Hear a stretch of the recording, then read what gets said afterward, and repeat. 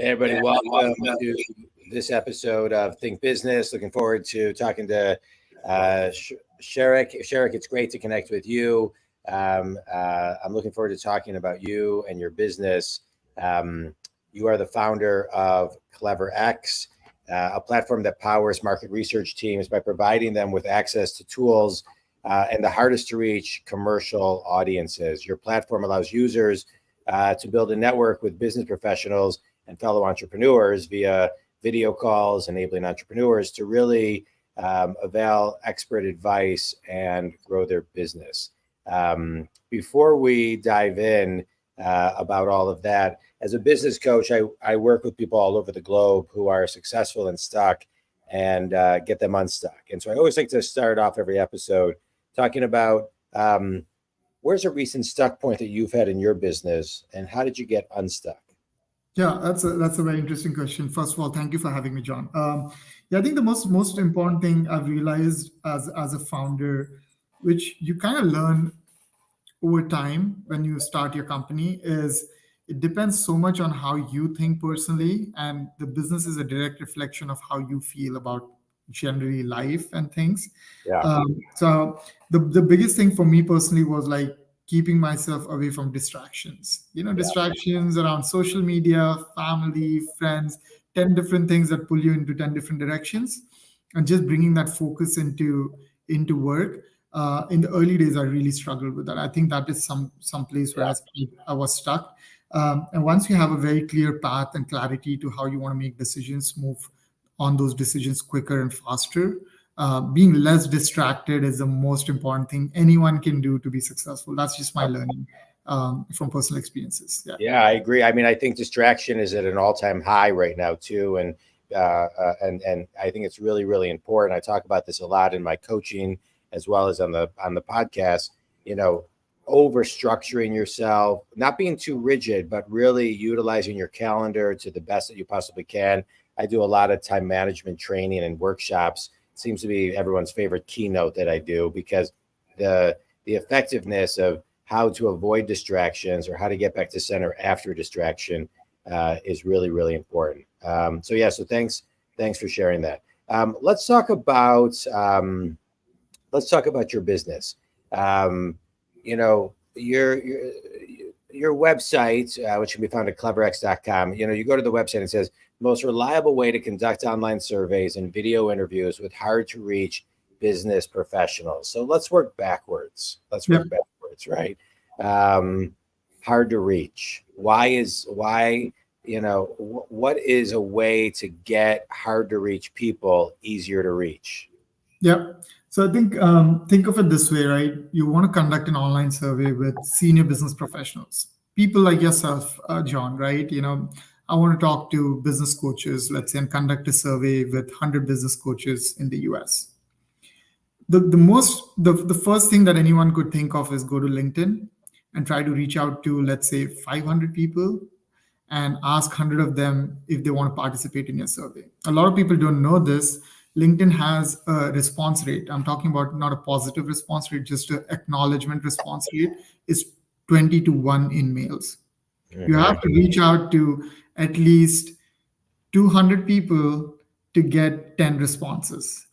That's really painful for a market researcher to do, and most of the market researchers will agree with me on this thing. The second problem is LinkedIn or any other professional network doesn't have a monetization mechanism, which means that if John trusts Sharekh to participate in a survey, and if I don't pay you money after you've participated in the survey, there's no accountability on me. You don't know who to talk to get your money. And I think that's such a big problem in this space, which we wanted to build a product which is a platform which looks like a social network. So you have thousands of senior business professionals you can connect with, but we guarantee the transaction on both the sides. So the market researcher can get 100 responses from business consultants or coaches like yourself, while they can guaranteed get paid for participating in those surveys or doing those video conversations with researchers. And I think that's the problem we're trying to solve, which is based around speed, the trust, and the monetization that both the sides require to get the transaction complete. Yeah, good. I love that. Thanks for that. And so, talk about video testimonials versus online surveys. I mean, both are, I think, are really, really effective, and videos work, and surveys work, and but I really want to rewind on um, how to guide you, the people that you're getting these from, on how they can actually do them in an effective way, so you can almost guide them on how much time it's going to take and help them find the space to actually do it. Yep. See, the use cases for both quantitative and qualitative research methods are kind of different. Um, Qualitative is video interviews, right? So, and quantitative would be online surveys. The reason people use quantitative method, which is online surveys, is to get an understanding of collective intelligence of similar personas of people. So let's say you want to know what does 2024 look like in the SMB sector in a particular industry. You want to talk to the CEOs and the CXOs in that industry in the US to understand how they feel about 2024 from a risk perspective, recession point of view, or from growth point of view. So collective intelligence of those sets of people in that particular industry gives you really good understanding of what this overall industry feels like, what 2024 would look like. But when you want to go deeper into a topic around risk, around growth, then you want to do qualitative interviews and have one-on-one conversation based on those questions to go deeper on that topic. That's how we see customers use the platform. So one is collective intelligence, the other one is going more deeper onto one particular topic based on one person's experience. So the best way to guide questions would be qualitative helps you to improvise across the process. But in surveys, it's like an arrow, which is once sent, the survey link sent to your users, you cannot change it. So when you're doing the quantitative work, your questions are already predefined and you're trying to get specific quantitative data. Revenues of a company, what does the growth percentage look like for you? What would be your risk appetite 1 out of 10, right? That's why it's called as quantitative. When it goes to qualitative, it's more open-ended. You wanna hear their thoughts, how they feel about things, how they think about things. And you can improvise on qualitative side of research because it's synchronous while quantitative is asynchronous. So those are the major differences. Like when you're questioning people, qualitative gives you more liberty to change your approach in every single interview versus a quantitative way of research. Yeah, amazing. And so, let's just talk a little bit about the asking people to actually do it, right? Sometimes people love the idea, they sign on, they love CleverX. But one thing I find is that people have a hard time asking people for things. And so not only the first ask, but the second or the third follow-up ask to kind of keep it in flow, because sometimes people just kind of, it's not top priority for them as it may be for you. Yeah, that's pretty interesting. So we're building these AI-based automations where a researcher doesn't have to follow up with the survey participants or respondents.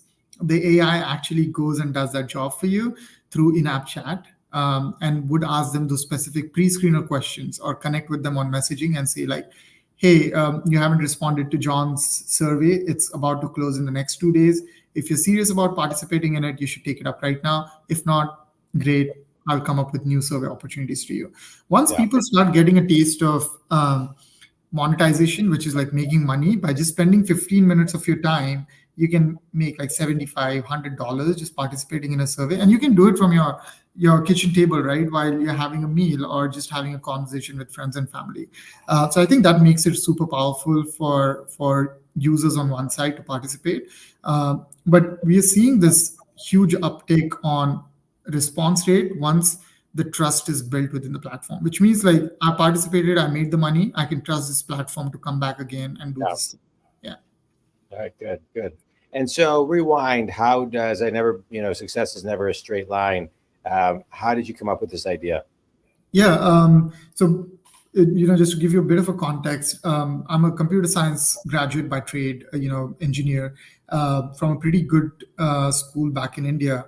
But I also worked with Microsoft Research, and my last job before starting CleverX was Gartner. Gartner is the largest technology research company in the world. So for me, technology and market research came in, together. And I realized that there's so many inefficiencies in the space where we could build something from ground up, which is a novel solution which automates the entire research process using AI and other technologies, and wanted to build that for companies who are struggling with that problem. So one of the big problems that happens in online surveys, and a lot of people don't know this, is this 40% fraud on any given online survey study. Because there's monetization. So there are people who lie about their, jobs and their roles and take up surveys. And we wanted to eradicate that problem. So that's the mission we are on, to make it super reliable, high quality, fast, as a process, and change that model for good, hopefully. Yeah. Very good. Good. And so when it comes to, when it comes to, market research, I want to do a mini business course. Hold on one second. Let me just see something real quickly. So let's, sorry, I want to do a mini business course on this real quickly. Hold on. All right, we're doing a mini business course on CleverX, which is a platform that powers market research teams by providing them access to tools to commercial audiences. So let's come up with three things. What is one reason why you need this tool? Yeah. So number one reason is getting access to hard to reach audiences. So when companies are spending money, which is in millions of dollars, by the way, on research per year. So in the US alone, just on B2B market research, close to $25 billion is spent by companies and research firms. Right. All right. The biggest, yeah. Oh, sorry. Number two. Number two would be to do it faster. It takes like 6 to 8 weeks to complete a research project. And that's the reason, people use our platform. They can do this job in a few hours. Love it. Number three. I think it's the quality and eliminating fraud. So using our platform, you can completely eradicate fraud on any kind of market research process and get the quality of work that you need to have that confidence in your work. Tell everybody where they can connect and learn more about this. You can connect with me on LinkedIn. I think that's the social network I use the most. So if you type in my name, Sharekh, Sharekh, with CleverX, you should be able to find me there. And of course, you should sign up on our platform, which is free to use. It's called as cleverx.com. Awesome. All right. All right. Now back to the podcast. So let's talk a little bit about people who are resistant to using this, right? So there's all these tools out there that people would say, oh, if this tool existed, I would use X. Then the tool's there, but now it's kind of like, how does a company kind of begin to put it into their continuum of how they use it, follow up, market it, message it, etc.? Yeah, I think I would speak, more like a founder or entrepreneur here. The most important thing any founder who's picking up an idea to work with should care about the frequency of the usage of your customers. So the first holy grail is to find product market fit, which means like you build something that people want because it's solving a pain for a customer and they're willing to pay you money for the first time. That's something which is like the first level of finding product market fit. The second most important thing would be how repeatedly these customers would want to use you. So I always suggest, to founders that I mentor or I invest in as an angel investor is like, go and find out who these people are, what their problem is. Are they willing to pay to you more number of times? And the frequency is increasing every month in terms of usage of your platform. So if you can find those things or build a product around that, marketing becomes really easy. Marketing is about you telling your customers that this genuinely solves the problem or delivers on the promise. But delivering on the promise is the most important thing. People get stuck up on just marketing and saying like, hey, our product is the best product in the world. Once the customer uses it and they don't think it's the best product in the world, it doesn't matter how much money you spend on marketing. They're going to just use it for one time and never come back. So that frequency of usage and the repeat usage is the most important metric any company should care about, while building a product. Yeah, I love it. I love it. All right, let's do a quick speed round. A book or a TED Talk that's had a big impact on you. I think books definitely have a big impact on me in general, more than TED Talks. Yeah. The last Yeah. book that I've read is called as 38 Letters by John D. Rockefeller to his son. One of the most fascinating books that anyone should read. I Which love one? that book. Titans? It's called as 38 Letters by John D. Rockefeller to his son. So he wrote 38 letters to his son about different things around business, life, philosophy. One of the most fascinating books. Yeah. Really? I'm gonna. You know what I always love is sometimes I think I've always heard it's called 38 Letters. Yeah, from John D. Rockefeller. Yeah. All right, I'm gonna get it. This looks amazing. Good. Yeah, Thank you it's for that. incredible. Yeah, it looks amazing. Okay, good. Best piece of wisdom you've ever received. A best piece of what, sorry? Best piece of wisdom you've ever received. I think philosophically speaking, manage your emotions really well. Don't be too excited or too depressed when things go up and down in your life. Keep it monotonous. That's the best way to live your life. Not go with the flows of like what's happening, which you cannot control. So Yeah, just be more stoic. Yeah. good. Finish this sentence. One thing everybody can do to grow their audience today is by genuinely trying to help someone without expecting anything from that thing that you're delivering to them. yeah, right. I love it.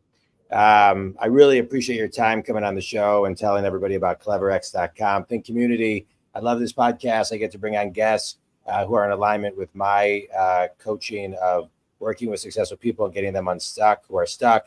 And thank you for giving so many pieces of wisdom that can get somebody unstuck. Know your audience. It will help you grow your business.